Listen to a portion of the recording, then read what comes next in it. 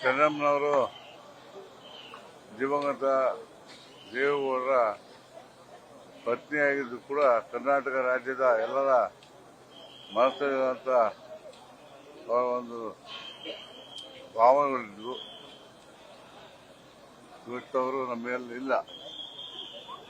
ಇನ್ನೂ ಸ್ವಲ್ಪ ದಿವಸ ಇದ್ದು ಅವರ ಎಲ್ಲರಿಗೂ ಕೂಡ ಆಯಸ್ಸುವಂಥ ಕೆಲಸ ಮಾಡಬೇಕಾಯಿತು.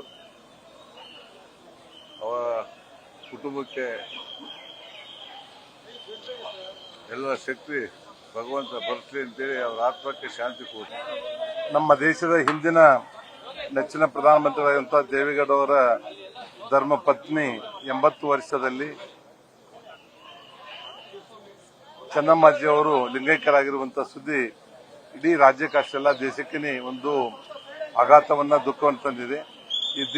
ಈ ದುಃಖವನ್ನ ಸಹಿಸಿಕೊಳ್ಳುವಂತ ಶಕ್ತಿ ಪರಮಾತ್ಮ ಅವರ ಅಭಿಮಾನಿಗಳಿಗೆ, ಅವರ ಕುಟುಂಬ ವರ್ಗದವರಿಗೆ ಮತ್ತು ಎಲ್ಲ ಸ್ನೇಹಿತ ಬಳಗಕ್ಕೆ ಭಗವಂತ ಕರುಣಿಸಲಿ ಅಂತೇಳಿ ಪ್ರಾರ್ಥನೆ ಮಾಡ್ತಾರೆ.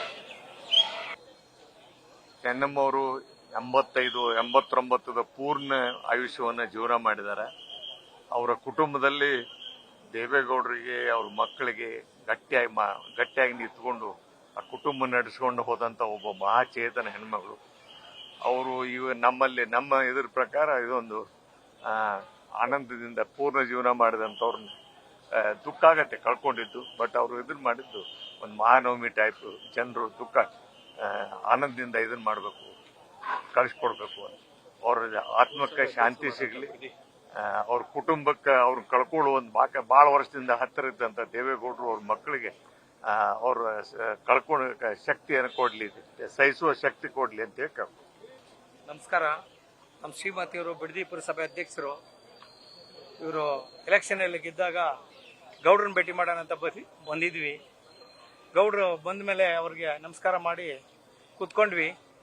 ಗೌಡ್ರು ಅಮ್ಮ ಯಾರ ಮನೇಲಿ ಮೇಲೆ ಅಂದ್ರು. ಅಜ್ಜಿ ಬಂದ್ಬಿಟ್ಟು ಕರ್ಕೊಂಡೋಗಿ ಇವ್ರನ್ನ ಅಂತ ಹೇಳ್ತು. ಆ ಕರ್ಕೊಂಡೋಗಿ ಹೆಣ್ಮಕ್ಳಿಗೆ ಇಷ್ಟು ದೊಡ್ಡ ಕುಟುಂಬದಲ್ಲಿ ಅರ್ಶಿನ ಕುಂಕುಮ ಮುಡ್ಲಕ್ಕಿ ಕಟ್ಟಿ ಕಳಿಸ್ತಾರೆ ಅಂದ್ರೆ ಇನ್ನ ಎಂಥ ತಾಯಿನ ನಾವು ನೋಡಕ್ಕಾಗೋದಿಲ್ಲ.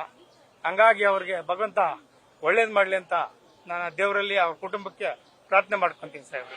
ತಿಂಡಿ ಕೊಡೋರು ಅಥವಾ ಏನೂ ಆಗಿಲ್ಲ ಅಂದ್ರೆ ಕಾಫಿ ಕೊಡೋರು, ಇಲ್ಲ ಅವ್ರ ಮನೆಯಲ್ಲಿ ಏನಾದ್ರು ಸಿಹಿ ಪದಾರ್ಥ ಇದ್ರೆ ಆ ಸಿಹಿ ಪದಾರ್ಥನ ಕೊಡೋರು. ನಾನೊಬ್ಬ ಸಾಧಾರಣ ಕಾರ್ಯಕರ್ತ, ಜೆಡಿಎಸ್ ಪಕ್ಷದ ಸಾಧಾರಣ ಕಾರ್ಯಕರ್ತ. ದೇವೇಗೌಡರ ಅಪ್ಪಾಜಿಯವ್ರನ್ನ ಪಾದ ಮುಟ್ಟಿ ನಮಸ್ಕಾರ ಮಾಡಕ್ಕೆ ಬಂದ್ರೆ ಅವ್ರು ಕರೆದು ತಿಂಡಿ ಕೊಡೋರು, ತಿಂಡಿ ಸಮಯ ಆದ್ರೆ ತಿಂಡಿ ಕೊಡೋರು, ಊಟದ ಸಮಯ ಆದ್ರೆ ಊಟ ಕೊಡೋರು. ಇಲ್ಲ ಯಾವುದೇ ಸಮಯ ಇಲ್ಲ ಅಂತ ಹೇಳಿದ್ರೆ ಏನಾದ್ರು ಸಿಹಿ ಕೊಟ್ಟು ಅವ್ರ ಮನೆ ಕಳಿಸ್ತಾ ಇದ್ರು. ಅಂತಹ ಗಂಗಾಮಾತೆ ಅದರಿಂದನೇ ದೇವೇಗೌಡರನ್ನ ಇಡೀ ಕರ್ನಾಟಕ, ಇಡೀ ಭಾರತ ದೇಶದಲ್ಲಿ ಸುತ್ತಬೇಕು.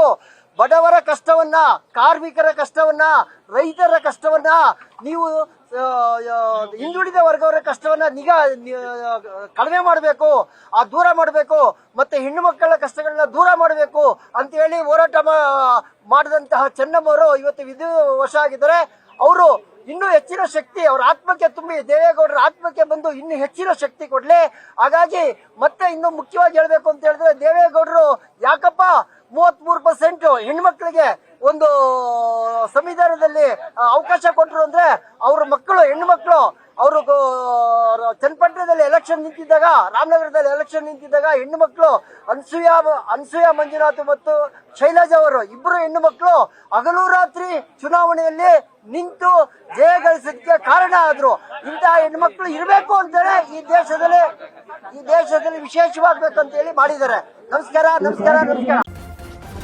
ನ್ಯೂಸ್ ಫಸ್ಟ್ ನಿರ್ಭೀತಿಯಿಂದ ನಿಮ್ಮ ಪರವಾಗಿ.